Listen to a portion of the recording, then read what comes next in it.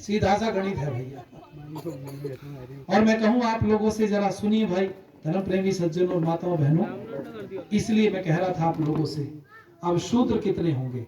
सब तो पढ़े लिखे हैं, शूद्र कहाँ है? लेकिन राजनीति की वजह से शूद्रता है।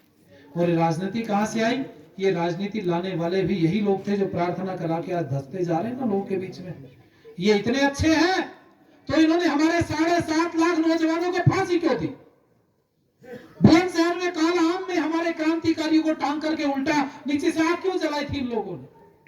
वो भी तो यही थे ना, इन्हीं के लोग तो थे, इन्हीं के परिवार के तो थे, इन्हीं के तो धर्म के थे। इन्होंने हमारे लाखों लोगों को बलिदान क्यों किया? हमारे लाखों लोग तुम्हारा क्या बिगाड़ रहे थे? हमारे नौजवानों ने तुम्हारा क्या बिगाड़ा था जो तुमने फांसी दी, गोली मार करके उनको चढ़ा दिया? इतना ही तो कह रहे थे, अरे भैया तुमने हमारे घर पर कब्जा कर लिया, हमें छोड़ो। आपको बताऊं, ये हम लोग जो बसे पड़े थे ना, अपनी मर्जी से खेत में नहीं जा सकते थे। एक शब्द है कलेक्टर, कलेक्ट करने वाला, कलेक्ट इकट्ठा करने वाला, समझ गया? एक क्षेत्र का बना दिया था, एक क्षेत्र का कलेक्टर ही है, ये कलेक्टर है नहीं? और अब तो डीएम हो गया, डिस्ट्रिक्ट मजिस्ट्रेट, नाम बदल रहे हैं, लेकिन वो कलेक्टर जो होता था ना, वो कलेक्ट से बना। और ये लोगों ने क्या बिरादरी कैसे लाई तो सुनो। अंग्रेज से पहले बिरादरी भारत में नहीं, मैंने इतिहास पढ़े बहुत। अंग्रेज बिरादरी कैसे लाया? अंग्रेज ने बांटना शुरू किया। उसने सोचा अगर ये तेरी बात नहीं मानेंगे तो यार राज करना बहुत देर तक मुश्किल हो जाएगा। अंग्रेज क्या करने आए थे? देखो, इनसे ज्यादा छली कपटी बेईमान दुनिया में नहीं है। भारत में आए थे घूमने, फिर ईस्ट इंडिया कंपनी बना के व्यापार करने लगे, और व्यापार करते करते सबसे पहले कलकत्ता में हमारे एक देश के राजा को हरा दिया, फिर धस गए भारत में। और धसने के बाद 90 साल इतनी मुश्किल से निकले, हमारे नौजवान फांसी खाते रहे।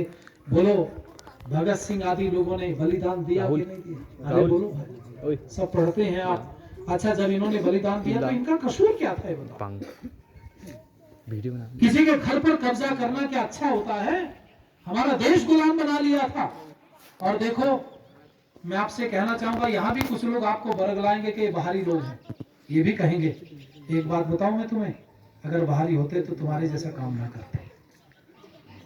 बोलो, बाहरी होते तो हवन करते क्या?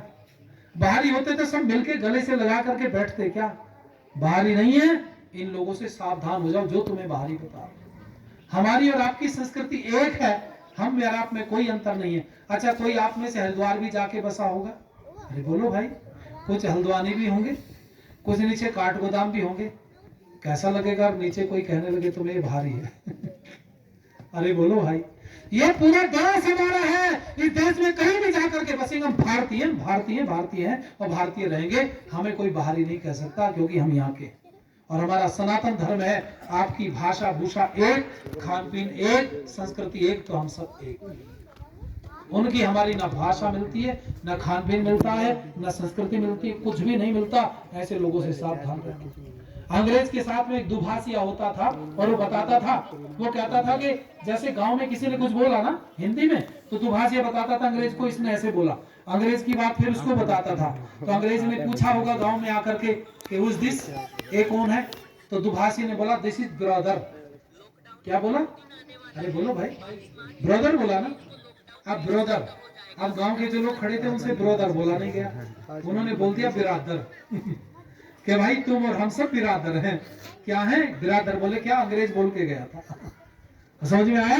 और बिरादर से बन गई बिरादरी। क्या बने बिरादर से? बोलो जरा। बिरादरी बन गई। और फिर जब अंग्रेज आया ना, उसने फिर काम के हिसाब से बिरादरी बांट दी तुम्हारी। अच्छा तुम कौन? बोले पंडित जी ब्राह्मण।